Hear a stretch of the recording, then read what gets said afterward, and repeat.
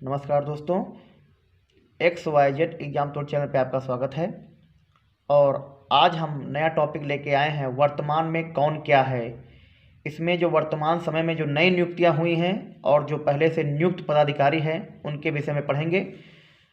तो चलिए शुरुआत करते हैं। दोस्तों, शुरुआत करने से पहले जो नए व्यूवर हमारे चैनल को देख रहे हैं वो इस चैनल को सब्सक्राइब कर लें और बेल आइकन को प्रेस कर लें ताकि जो नए वीडियो की नोटिफिकेशन है आप तक पहुंचती रहे। तो चलिए शुरुआत करते हैं। इसमें सबसे पहले संवैधानिक पदाधिकारियों की बात करेंगे। तो सबसे पहले इसमें है राष्ट्रपति। तो वर्तमान समय में हमारे देश के जो राष्ट्रपति हैं श्री रामनाथ कोविंद जी हैं और ये हमारे देश के 14वें राष्ट्रपति हैं। इसके पहले जो 13वें राष्ट्रपति थे वे थे प्रणब मुखर्जी। कौन थे? प्रणब मुखर्जी थे, जो कांग्रेस सरकार में वित्त मंत्री भी रह चुके हैं। और रामनाथ कोविंद जी, जिनका कार्यकाल 25 जुलाई 2017 से अभी तक चल रहा है। 2022 के बाद अब दोबारा चुनाव होगा। तो अगर इनके पैतृक घर की बात करें कि घर इनका कहाँ पर है, तो कानपुर उत्तर प्रदेश में पड़ता है। और इसके पहले, इनकी नियुक्ति से पहले ये जो है राज्यपाल के पद पर थे, बिहार के राज्यपाल रहे हैं।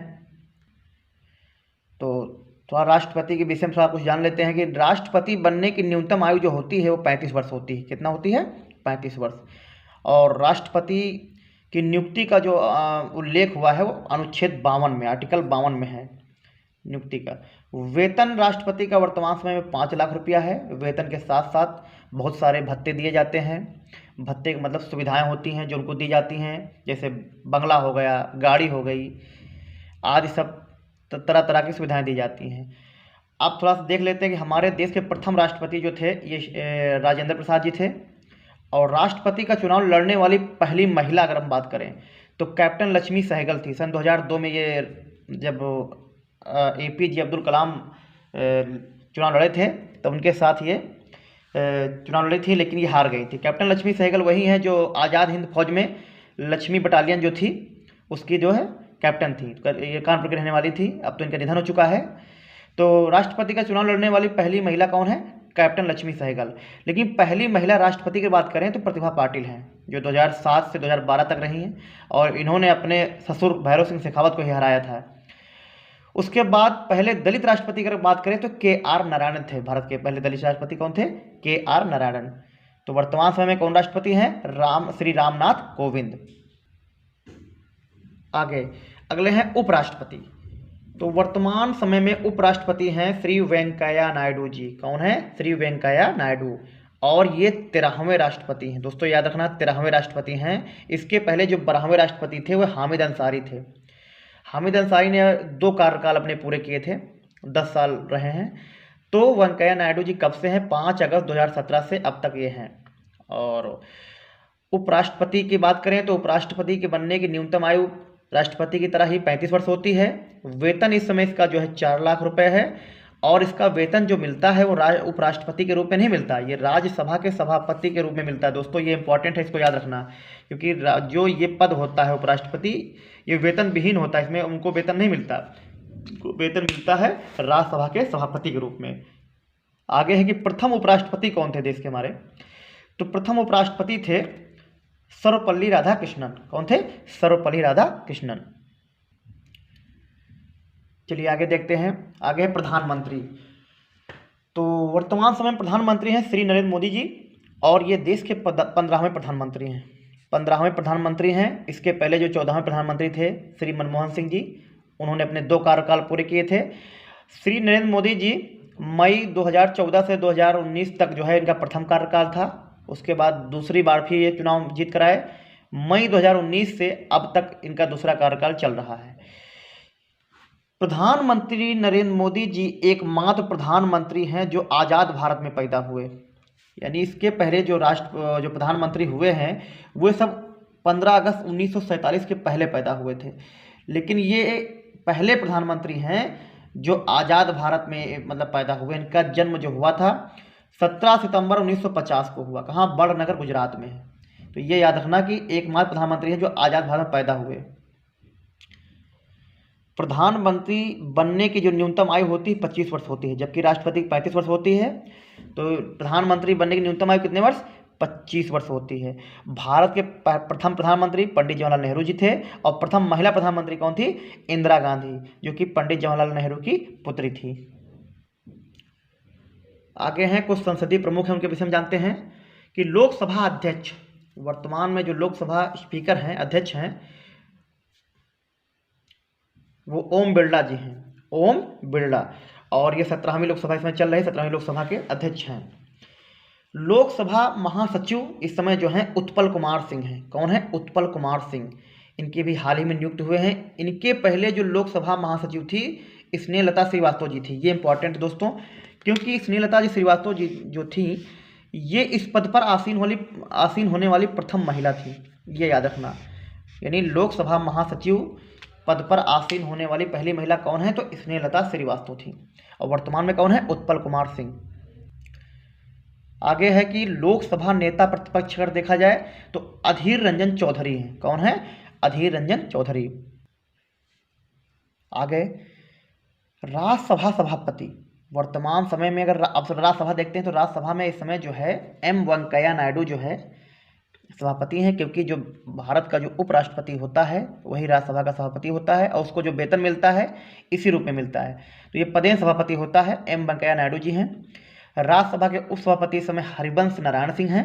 कौन है? हरिवंश नारायण सिंह। राज्यसभा में सदन का नेता की बात करें अगर तो पीयूष गोयल जी हैं। कौन है? पीयूष गोयल। और राज्यसभा में विपक्ष का नेता मल्लिकार्जुन खड़गे जी हैं। मल्लिकार्जुन खड़गे विपक्ष के नेता हैं। आगे है कि राज्यसभा के महासचिव इस समय, तो राज्यसभा के महासचिव इस समय प्रमोद चंद्र मोदी। कौन है? प्रमोद चंद्र मोदी। ये पीपी के रामचार्यालू के स्थान पर आए हैं। ये 3 महीने तक लगभग थे, उनके स्थान पर इनकी नियुक्ति हुई है, प्रमोद चंद्र मोदी। चलिए आगे कुछ न्यायिक पदाधिकारी देखते हैं भारत के। तो इसमें है सबसे पहला है मुख्य न्यायाधीश। तो भारत के इसमें मुख्य न्यायाधीश हैं एन.वी. रमन्ना। कौन है? एन.वी. रमन्ना। और ये 48वें मुख्य न्यायाधीश हैं, 48वें नंबर के मुख्य न्यायाधीश हैं। फिर हैं भारत के महान्यायवादी, महान्यायवादी जिसे हम अटॉर्नी जनरल ऑफ इंडिया भी कहते हैं। और ये इस समय जो है महान्यायवादी के वेणुगोपाल हैं और ये 15वें महान्यायवादी हैं, भारत के 15वें महान्यायवादी हैं। दोस्तों महान्यायवादी जो होता है ये भारत का देश का प्रथम विधिकारी होता है। और जो संविधान में इसका उल्लेख है अनुच्छेद 76 में, कई बार एग्जाम में पूछा गया है कि महान्यायवादी का उल्लेख किस अनुच्छेद में है, तो अनुच्छेद 76 में इसका प्रावधान है। तो इसको याद रखना। और ये देश का प्रथम विधिकारी होता है। आगे है सॉलिसिटर जनरल ऑफ इंडिया। तो दोस्तों सॉलिसिटर जनरल ऑफ इंडिया वर्तमान समय में जो हैं वो हैं तुषार मेहता जी। कौन है? तुषार मेहता। और ये देश का दूसरा सबसे बड़ा विधिकारी होता है। पहला कौन होता है? तो पहला होता है महान्यायवादी और दूसरा होता है सॉलिसिटर जनरल ऑफ इंडिया। ये देश का दूसरा सबसे बड़ा विधिकारी होता है। अब आगे निर्वाचन आयोग के विषय में देखते हैं। तो निर्वाचन इस समय मुख्य निर्वाचन आयुक्त जो है भारत के सुशील चंद्रा हैं और ये 24वें मुख्य निर्वाचन आयुक्त हैं। कौन से हैं? 24वें। एक मुख्य निर्वाचन आयुक्त होता है और 2 उसके जो है सहयोगी होते हैं जिनको निर्वाचन आयुक्त कहते हैं। तो इसमें एक पहला निर्वाचन आयुक्त जो है वो अनूप चंद्र पांडे हैं और दूसरे निर्वाचन आयुक्त हैं राजीव कुमार। तो दोस्तों कुल मिला के 3 सदस्यीय होता है, एक मुख्य निर्वाचन आयुक्त और 2 निर्वाचन आयुक्त। और जो मुख्य निर्वाचन आयुक्त का जो कार्यकाल होता है वो 6 वर्ष का होता है। और आयु की बात करें तो 65 वर्ष, या 6 वर्ष या 65 वर्ष जो भी पहले पूरा हो जाए। और निर्वाचन आयुक्त की बात करें तो इनका कार्यकाल 6 वर्ष और 62 वर्ष होता है। इसमें जो पहले आ जाएगा, अगर 6 वर्ष पूरा हो रहा तो वो अपने पद से त्यागपत्र दे देगा, अगर 62 वर्ष हो रहा तो भी दे देगा। तो दोनों में एक होना चाहिए। अब मुख्य निर्वाचन आयुक्त जो है, निर्वाचन आयोग आया है, थोड़ा देख लेते हैं इसके विषय में।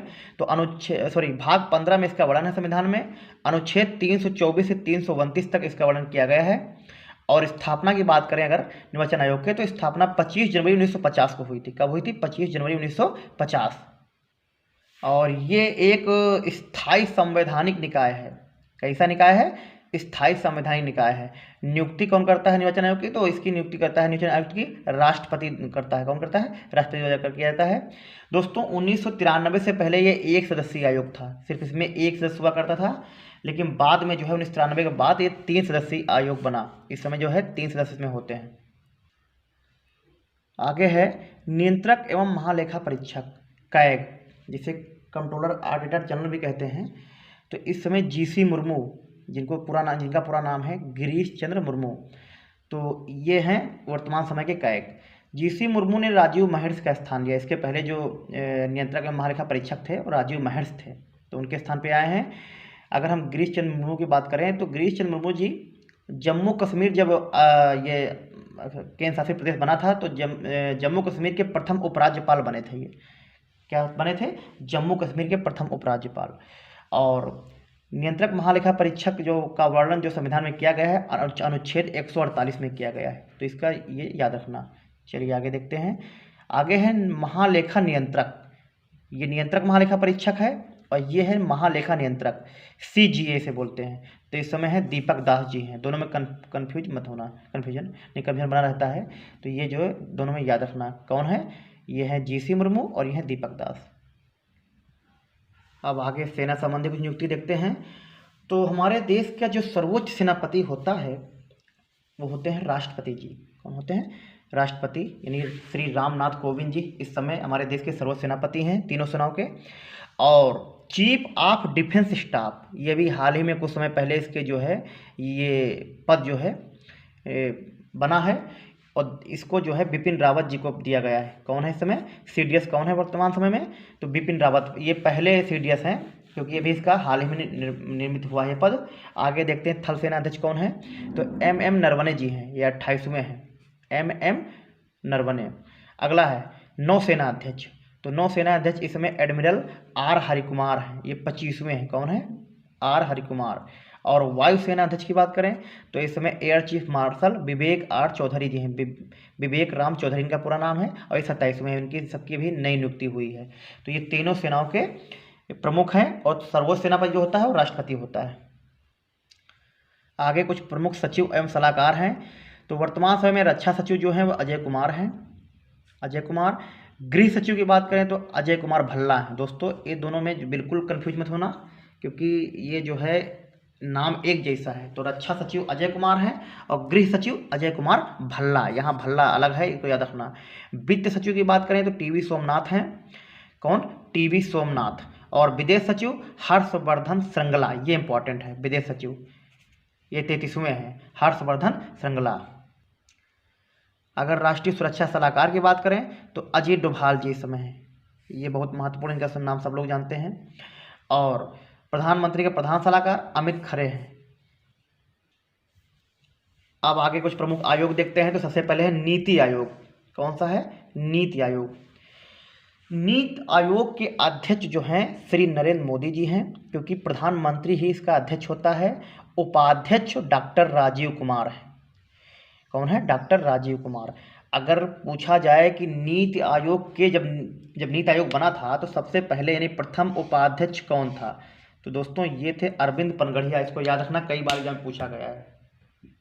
और CEO यानी चीफ एग्जीक्यूटिव ऑफिसर जो हैं अमिताभ कांत जी हैं। कौन है? अमिताभ कांत। नीति आयोग आया है, थोड़ा नीति आयोग के विषय में जानते हैं। तो नीति आयोग यानी नीति का फुल फॉर्म होता है national institution for transforming India. अगर हिंदी में हम बात करें तो इसको कहते हैं राष्ट्रीय भारत परिवर्तन संस्थान। क्या बोलते हैं? राष्ट्रीय भारत परिवर्तन संस्थान।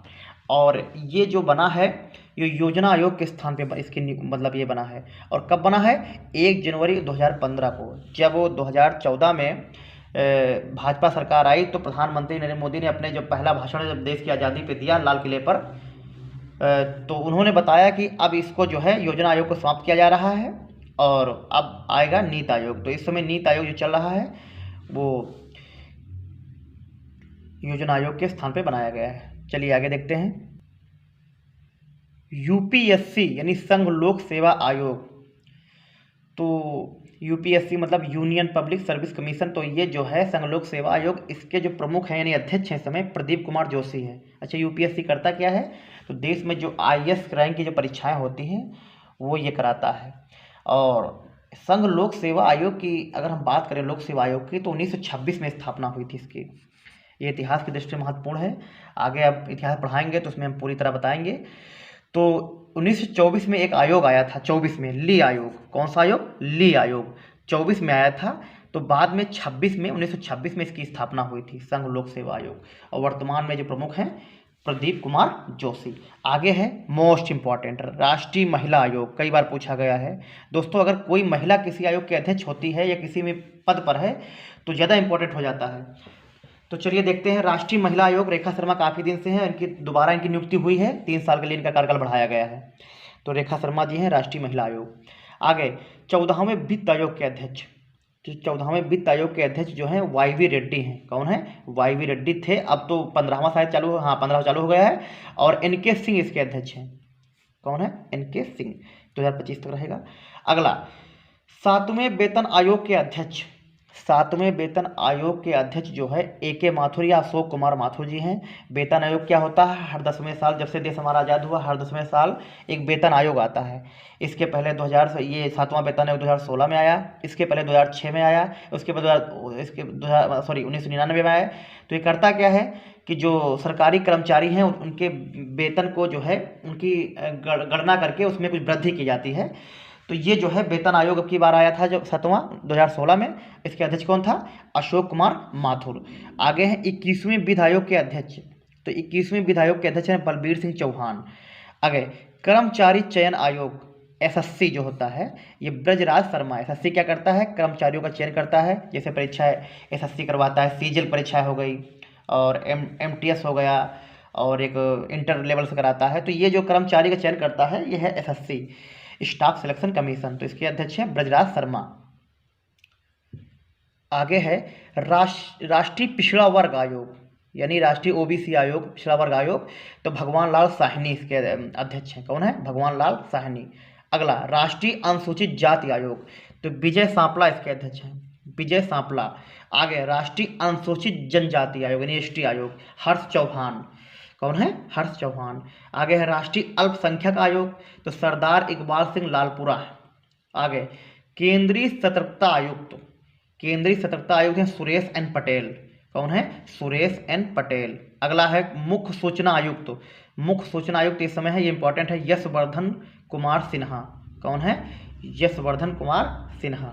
अगला राष्ट्रीय मानवाधिकार आयोग के अध्यक्ष इस समय कौन है? तो दोस्तों ये हैं अरुण कुमार मिश्रा। अच्छा, मानवाधिकार दिवस कब मनाया जाता है? 10 दिसंबर को मनाया जाता है। तो राष्ट्रीय मानवाधिकार आयोग के अध्यक्ष हैं अरुण कुमार मिश्रा। तो दोस्तों ये था वर्तमान में कौन क्या है का पहला वीडियो।